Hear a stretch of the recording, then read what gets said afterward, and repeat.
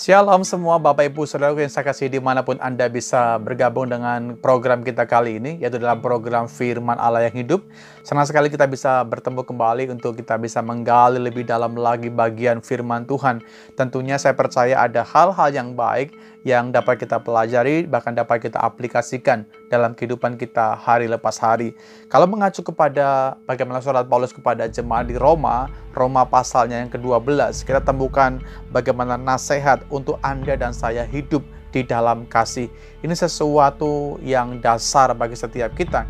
Setiap anak Tuhan, setiap orang Kristen yang percaya kepada Yesus, kita dikenal sebagai pengikut Kristus, orang-orang yang meneladani kehidupan Kristus, orang-orang yang melakukan kasih, orang-orang yang sudah dilepaskan dari dosa, dan Anda beralih kepada kasih karunia yang besar, yang bersumber daripada Tuhan. Nah, sebagai orang-orang yang dimerdekakan di hadapan Tuhan, tentunya setiap kita mau dan rindu apa yang kita lakukan, apa yang kita kerjakan ada sesuatu, bagaimana kita bisa membalas kebaikan Tuhan, karena Dia sudah menebus kita dari cara kehidupan kita yang lama, dan kita sudah merdeka dari dosa, dari maut, dan Anda mendapatkan keselamatan di dalam Tuhan.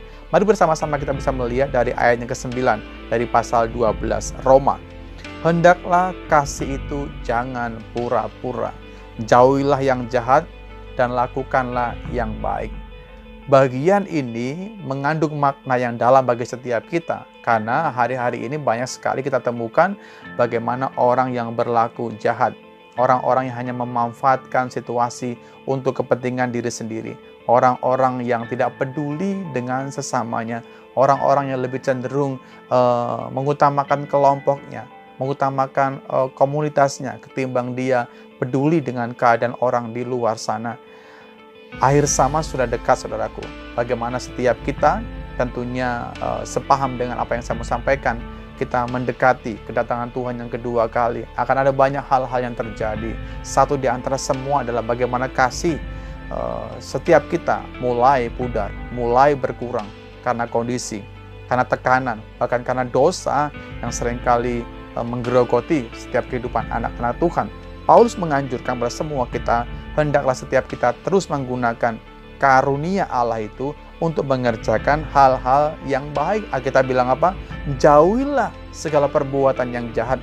Tapi Anda mesti melakukan hal-hal yang baik. Hal-hal yang baik itu bersumber dari firman Tuhan.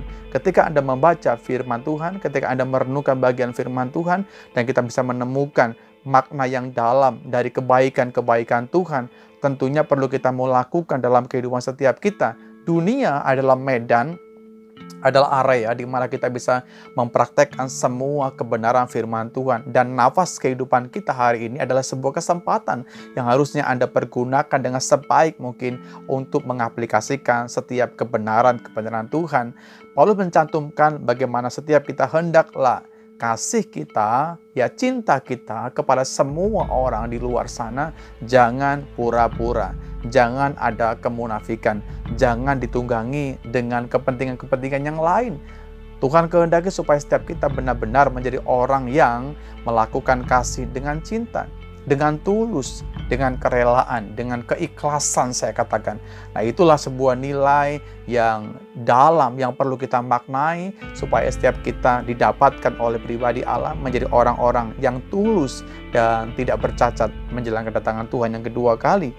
Ayat 10 berkata, hendaklah kamu saling mengasihi sebagai saudara dan saling mendahului di dalam memberikan hormat.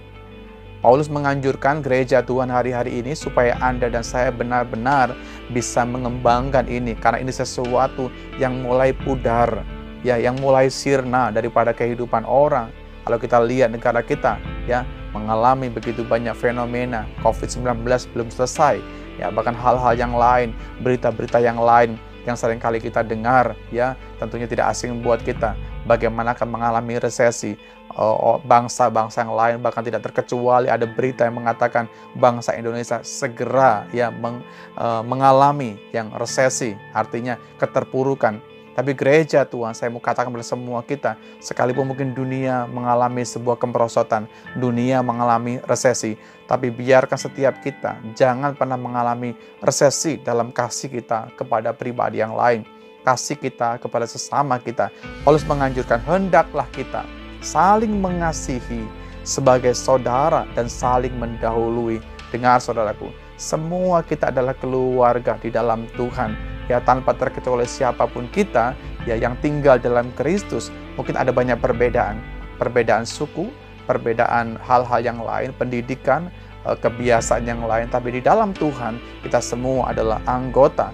Hendaklah kita saling mengasihi satu dengan yang lain. Jangan saling mendengki, jangan saling menista, bahkan jangan saling memusuhi satu dengan yang lain. Tuhan ingin supaya setiap gereja Tuhan ditemukan hari-hari ini menjadi pribadi yang saling mengasihi, saling mensupport, saling mendukung satu dengan yang lain. Alkitab bilang, janganlah hendaknya kerajinan kita menjadi kendor, saudaraku, tetapi biarlah roh kita terus menyala-nyala untuk apa? Melayani Tuhan. Sesuatu yang hari-hari ini menjadi sulit sekali buat kita pertahankan adalah sebuah kerajinan, sebuah kedisiplinan, bahkan sebuah etikat yang baik untuk melakukan kehendak Tuhan. Seringkali itu mulai sirna daripada kehidupan kita, tergerus dengan kebiasaan, tergerus dengan mungkin tekanan, tergerus dengan mungkin hal-hal yang lain yang bisa saja menarik kita untuk Anda tetap menyala bagi Tuhan. Paulus menganjurkan gereja Tuhan, janganlah setiap kita, kerajinan kita menjadi kendor. Mungkin waktu-waktu yang lalu kita menjadi orang yang senang melayani, menjadi orang yang suka berkorban, menjadi orang yang suka beribadah, menjadi pribadi yang senang, ya, kita mungkin menolong orang lain karena mungkin hal-hal sekarang seperti yang menindih kehidupan kita sehingga kerajinan kita mulai kendur. Dengar saudara yang saya kasihi, gereja Tuhan harusnya engkau tetap menyala-nyala. Untuk Anda tetap menyala bagi Tuhan perlu yang namanya api, ya. Ketika arang itu menyala, tentunya diperlukan api untuk menyalakannya. Api gambaran bagaimana kuasa Roh Kudus Allah yang menyala bagi setiap hati Anda dan saya.